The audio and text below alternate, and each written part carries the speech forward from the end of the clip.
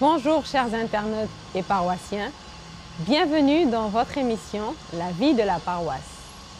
Nous accueillons aujourd'hui Madame Véronique Lukelo, représentante de la communauté congolaise. Bonjour Madame Lukelo. Bonjour. Madame Lukelo, parlez-nous un peu de la communauté congolaise. Merci pour votre invitation. L'Église catholique au Congo, elle a commencé au début du XVIe siècle. Donc c'est une église qui a déjà plus de 5 siècles. Elle a commencé dans un coin du pays, à l'ouest précisément. Après toutes les difficultés qu'elle a eu à connaître, malgré tout cela, elle a continué son chemin jusqu'à se répandre dans tous les territoires nationaux. C'est-à-dire au Congo, en RDC, l'Église catholique est présente dans tous les coins et recoins. Alors, cette église, elle est organisée compte 47 diocèses regroupés en 6 provinces ecclésiastiques. C'est vaste, bien sûr, à la dimension du pays, qui a une grande superficie. 2 345 000 km², c'est vaste. Et donc voilà, cette église, elle est très dynamique, très engagée dans sa mission. Et elle a eu son premier prêtre en 1917, Abbé Kaosi, le prêtre congolais. 1917, Abbé Stéphane Kaosi. Son premier évêque en 1956. Alors, les évêques sont réunis au sein de la CENCO. On appelle CENCO, c'est la Conférence épiscopale nationale du Congo. Alors, les statistiques de la CENCO nous donnent les chiffres des 47 évêques jusqu'en 2019. Les chiffres des 47 évêques, 12 426 prêtres, 8 527 religieuses et bien entendu 39 332 227 baptisés, chrétiens catholiques. Donc c'est environ 51,9%. Environ 52% de la population congolaise qui est catholique. Vous voyez un peu ce que ça représente comme communauté catholique. C'est vraiment une grande communauté. Ce pays, c'est cette communauté catholique du Congo, l'Église catholique en RDC, a déjà eu à accueillir par 2 fois le Saint-Père. Le pape le pape Jean-Paul II en 1980. C'est le 2 mai 1980 que le pape est arrivé pour la première fois au Congo. Et ensuite, 5 ans plus tard, il a encore visité la République démocratique du Congo. Et cette fois-là, c'était pour proclamer bienheureuse notre martyre de la pureté, Marie-Clémentine Anouari Tenenga. Et tout à l'heure, vous nous aviez parlé du premier prêtre et aussi de l'évêque. Quelles sont les grandes figures de l'évangélisation en RDC? Alors, en RDC, les grandes figures de l'évangélisation sont principalement nos 2 bienheureux. Parce que ceux-là ont fait un grand témoignage de foi, une foi profonde. Donc, je cite la sœur Marie-Clémentine Anouarité, notre martyre, elle est martyre de la pureté. Elle a été assassinée en 1964 et elle a été proclamée bienheureuse par Saint Jean-Paul II en 1985. Et Isidore Bakanja, lui aussi un martyr, cette fois-là du scapulaire. C'est un martyr du scapulaire. Il a été tué par torture après avoir été torturé par son directeur. Et il a su défendre sa foi. Il a refusé d'enlever les scapulaires qu'il avait sur lui, ni les chapelets, il a refusé. Et les chapelets et les scapulaires, il a refusé de les enlever et il est mort avec. Il a accepté de mourir à cause de sa foi. et c'est fort. Donc les deux là sont vraiment des grandes figures pour l'évangélisation dans notre pays. Et je citerai encore le feu cardinal Albert Joseph Maloula. C'est lui qui est à l'origine du rite zaïrois, rite congolais à ses jours, et le père fondateur de la congrégation des sœurs thérésiennes de Kinshasa, une congrégation diocésaine qu'il a fondée lui-même. C'est lui le premier cardinal de notre pays, c'est le premier cardinal. Et on l'appelle même le pionnier de l'africanisation. C'est vraiment impliqué dans l'africanisation. Parlons du rite zaïrois. Dites-nous-en un peu plus. Alors, le rite zaïrois, au fait, c'est le rite romain adapté à la culture congolaise, à la culture africaine, précisément à la culture congolaise. En fait, l'idée de notre feu cardinal, c'était parce que le Saint-Siège a approuvé ces rites en 1988.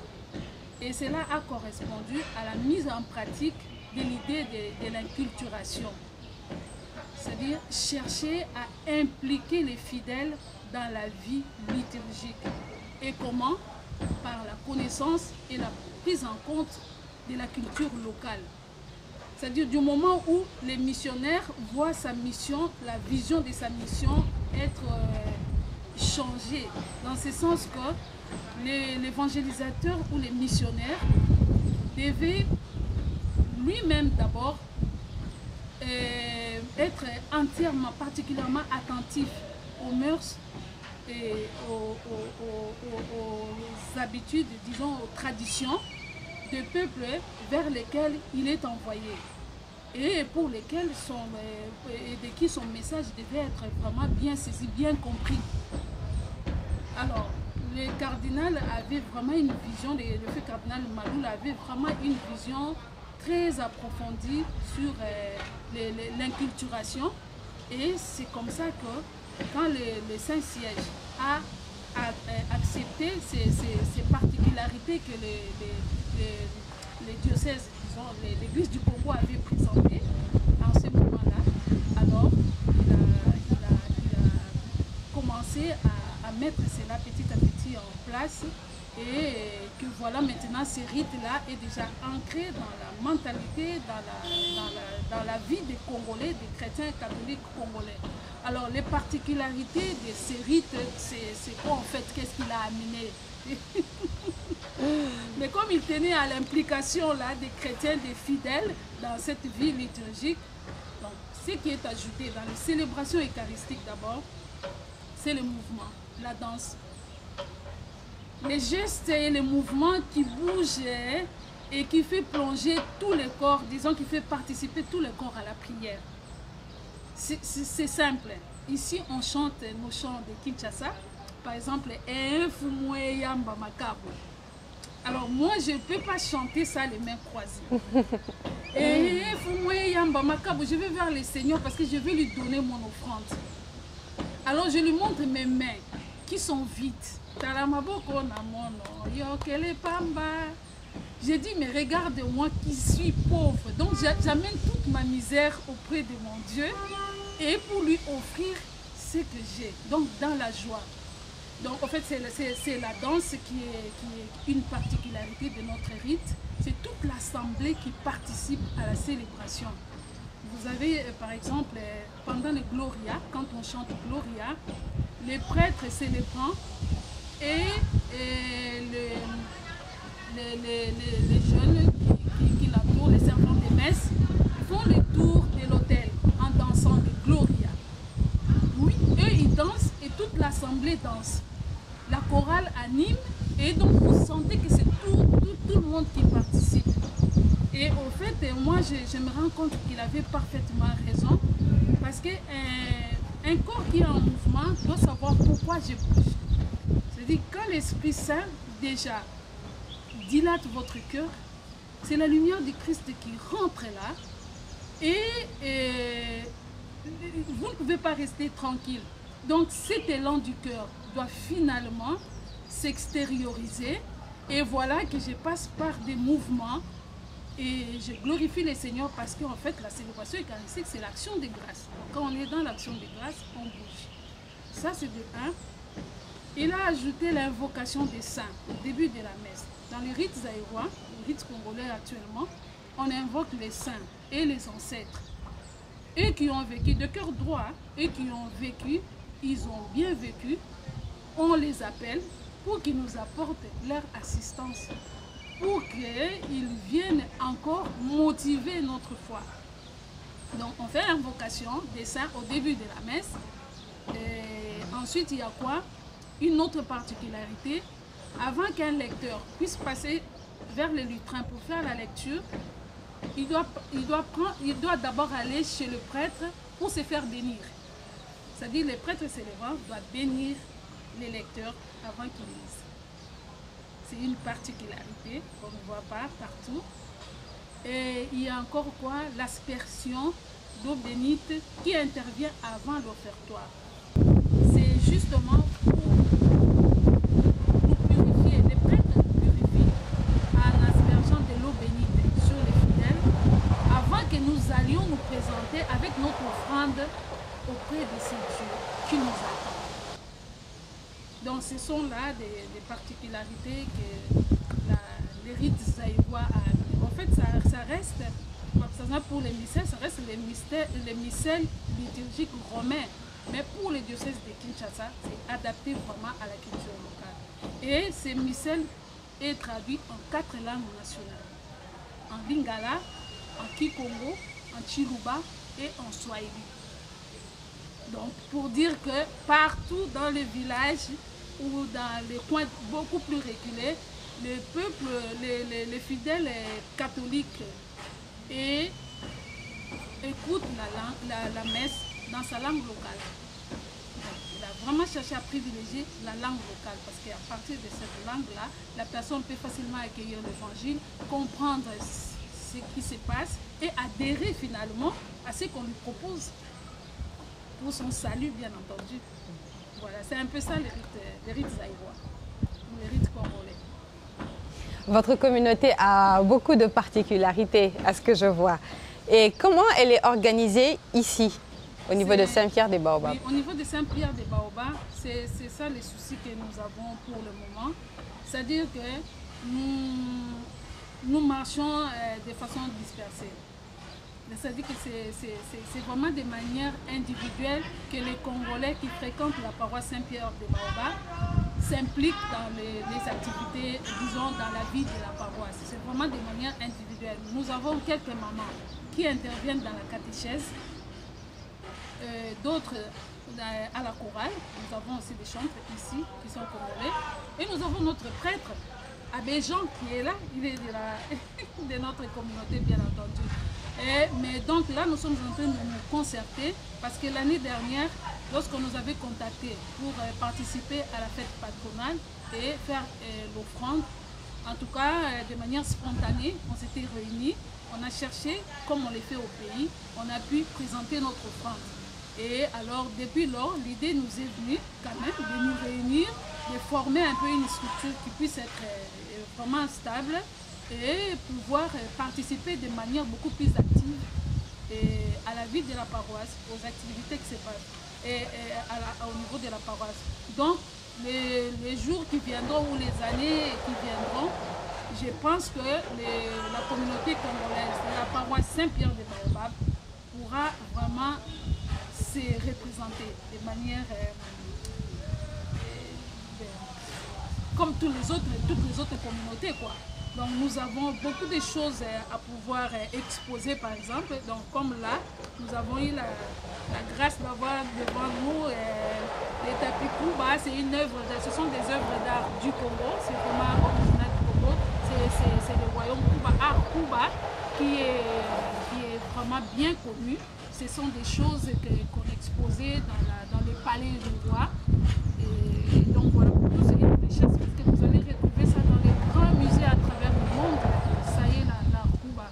Donc nous avons beaucoup de choses à présenter et à exposer.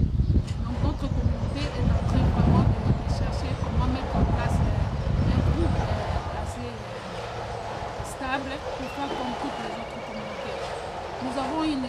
richesse culturelle très diversifiée, très diversifiée. Et la danse et la musique. Nous avons notre rumba aujourd'hui qui est reconnu comme patrimoine de l'UNESCO. Nous avons beaucoup de choses à pouvoir faire connaître. Et vous pouvez nous présenter ça? C'est quoi? Ce sont des sculptures ou bien? Oui, sculptures, œuvres d'art, juste ça symbolise un peu comme un coffre à bijoux, mais vraiment traditionnellement que le roi utilisait dans sa maison pour cacher ses bijoux.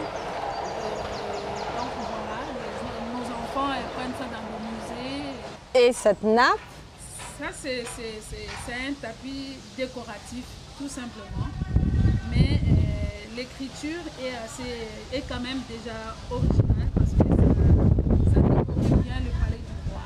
On peut mettre ça au sol, on peut l'ouvrir, on peut le mettre sur un mur, on peut le mettre dans un cadre et puis bien le placer, le présenter. Voilà. C'est simplement ça. C'est un peu original, mais bon. Et le livre, je suppose qu'il y a l'histoire de tous les rois. Il y a l'histoire de tous les rois. Ça parle de ces royaumes-là, le royaume Congo. Et tout est dedans. Tous les royaumes et empires qui ont existé.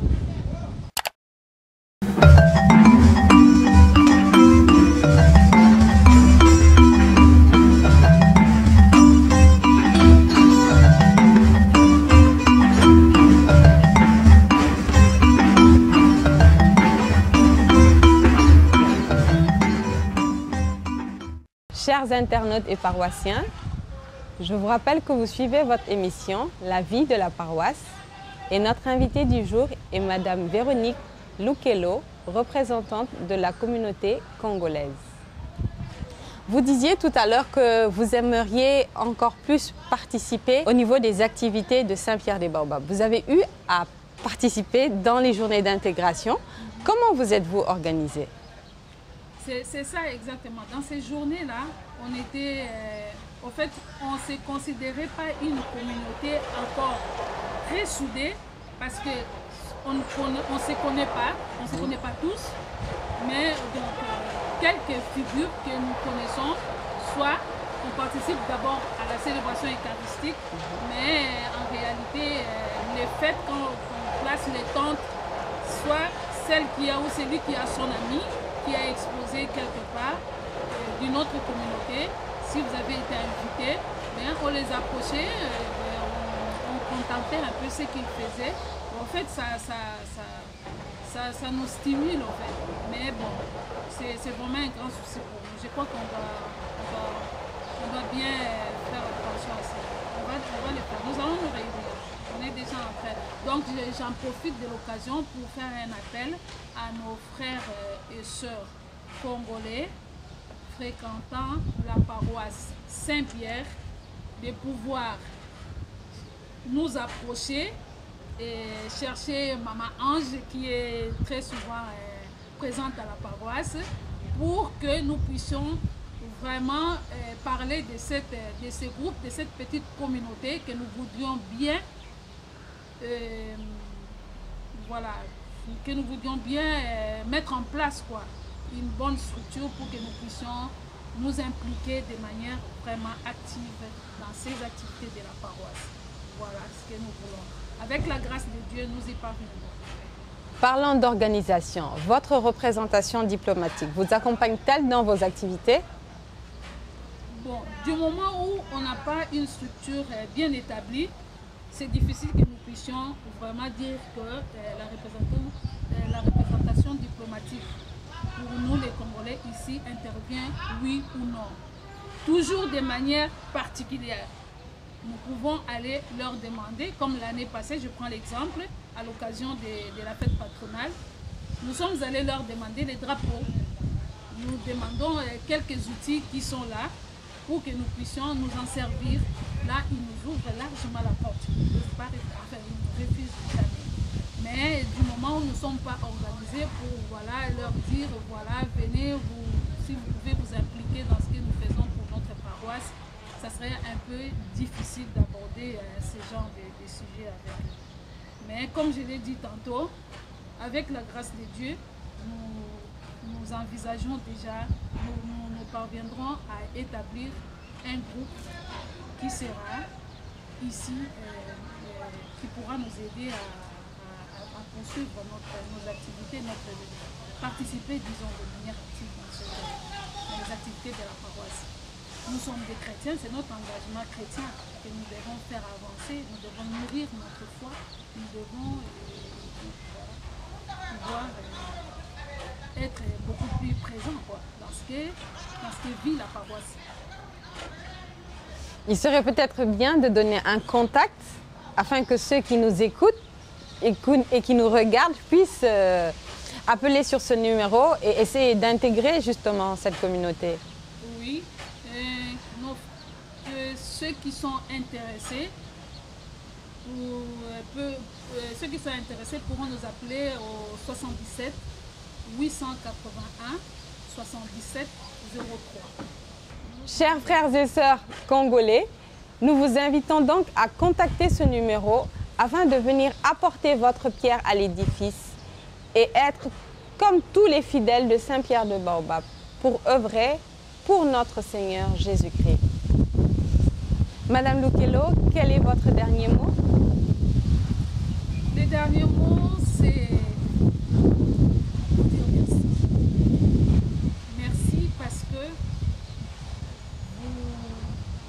vous nous avez invités et vous nous aidez à faire passer notre message. C'est à travers vous que les autres Congolais, ou grâce à votre l'entretien que vous nous avez offert aujourd'hui, que les Congolais pourront approcher, les Congolais qui fréquentent l'église Saint-Pierre de Baobab pourraient s'organiser. Et aussi, je dirais que nous sommes vraiment heureux de savoir qu'au mois de juillet, le pape sera dans notre pays. Nous envisageons d'ailleurs aller au pays pour pouvoir communier avec tout le peuple congolais autour de notre Saint-Père et accueillir la bénédiction qu'il amène pour ce pays. Merci à vous et nous demeurons dans l'action de grâce pour déjà tout ce qui a été fait, tout ce qui se fait et tout ce qui se fera pour la communauté congolaise. Merci encore Madame Lukello. Merci Madame. Chers internautes, merci pour votre fidélité. Nous avons reçu Madame Véronique Lukello, représentante de la communauté congolaise, ici à Saint-Pierre de Baobab. Nous vous invitons à répondre à la question suivante.